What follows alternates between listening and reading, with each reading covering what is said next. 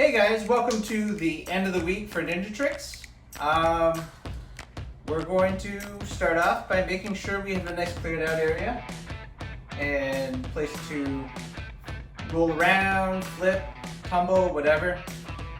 Number two, make sure you have a parent's permission or an older sibling so that you don't get hurt, because that's the main point, is not to get hurt, but to have some fun. We should have fun with it. We should have, and also have a learning experience. So that's what I'm here for, to maybe show you a few things, and I hope you have fun with it, of course. So we're going to start off with just some arm circles forward.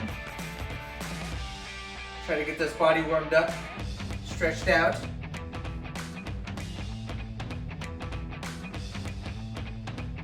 Alright, reverse arm circles.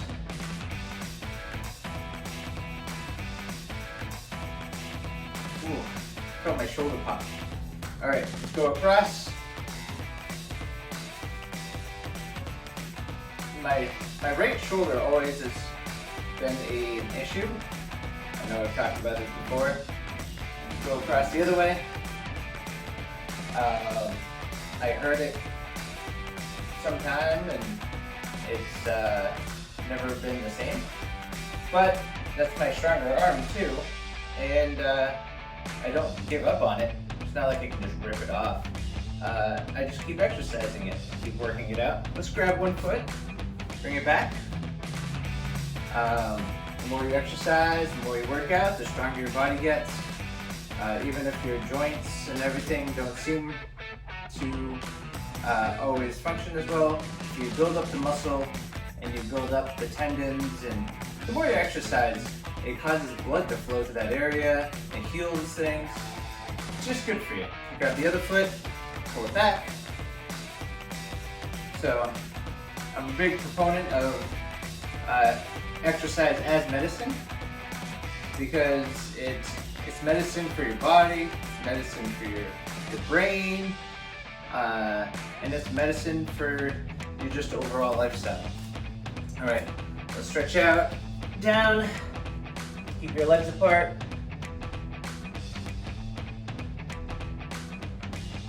Try to touch one foot, go to one side. You should feel the stretch in the back of your leg. Why is it important to stretch? Because, let's go to the other side. Because your range of motion dictates how much you can do a lot of the exercises, and especially being a ninja. I mean, if you can't kick high, then you're not going to be able to, well, deliver a high kick.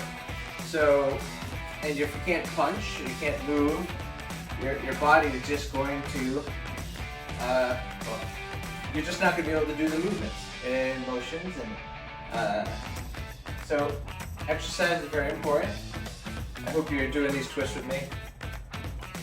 I'm not just doing it for my own benefit, but so that you can loosen up your spine. Your spine is a very, very important joint.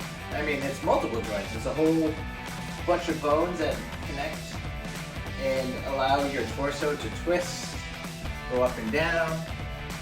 Actually, let's bring your feet together. Reach with your hands.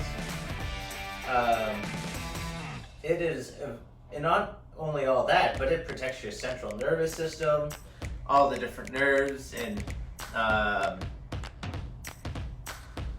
different veins and everything just flow through your spine. So definitely an important part. Let's do a little bit of a warm up here. So we'll start off with a little bit of a jog.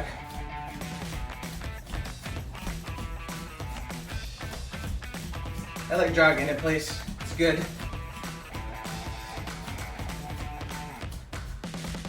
Let's actually take our hands out, and we're gonna go and just do side twist.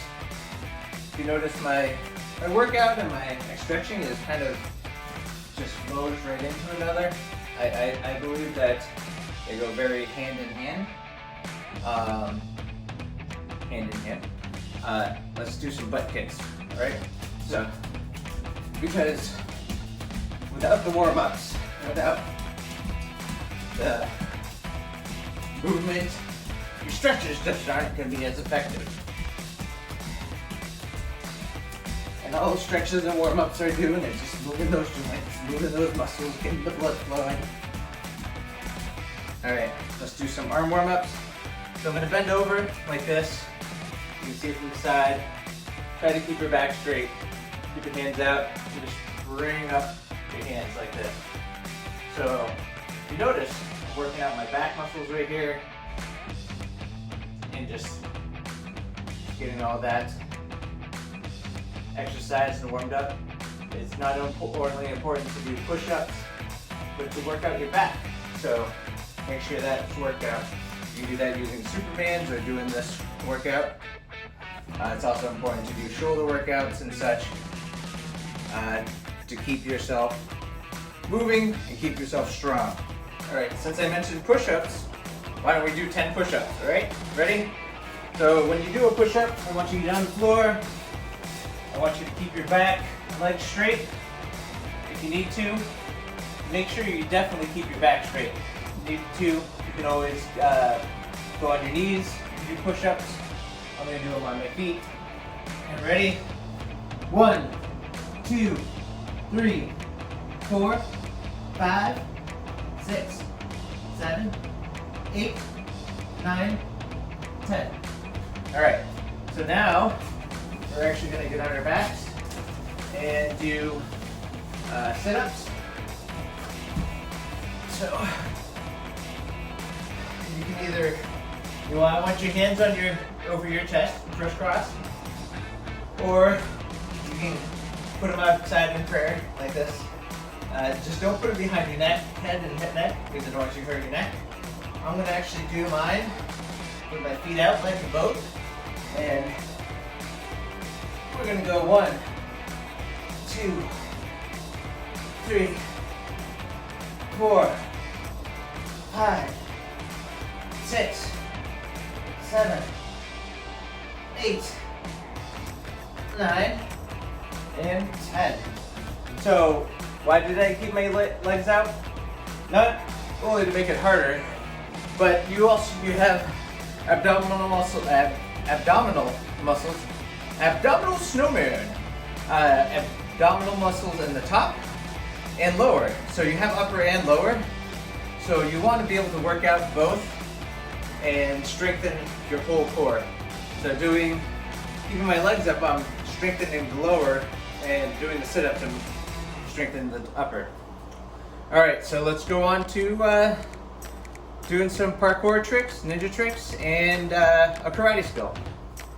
All right, so today's parkour trick, we're gonna work on our handstands. We're actually gonna take a step back though. Instead of doing a full handstand, we're gonna remember the fundamentals, all right? So when you do a handstand, you're gonna get down, and we want to create our body, we want to create a perfectly straight up and down form, because you want your body and all your weight to be focused in on doing, you want your body to be supported by your joints or your skeletal system. If you're at an angle, you're supporting it using your muscles, and it's going to be much harder to do without more muscular control. So when you go down, you're going to want to go down. As you can see, my feet are offset. I'm going to bring my hands down, all right? I have to bend my front foot because I don't have quite the flexibility, but then, like I said, you want to straighten out your arms, straighten out your back, and kind of lift and push, all right? So you're kind of lifting and pushing yourself up into a handstand. You can try it on either side. You're going to find one side's probably easier than the other. I find it easier to start with my left leg and push up with my right. And then just kind of push yourself up. So let's practice that 10 times, just pushing yourself up onto it. You don't have to do a full handstand, but I just want you to like push yourself into that motion, all right? So 1, 2, 3, 4, 5. Whew, that's exhausting. Let's try 5 on the other side. I know it's probably not the easier side, but it's good to practice on both sides. Balance yourself out. Ready? 1. Ooh, that was a mistake. 2, 3. Notice how much more I'm struggling on this side.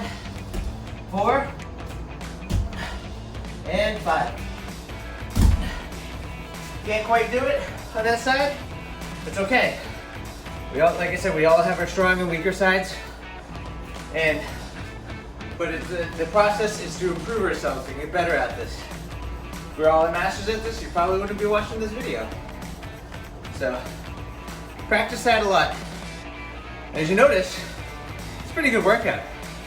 I'm actually out of breath.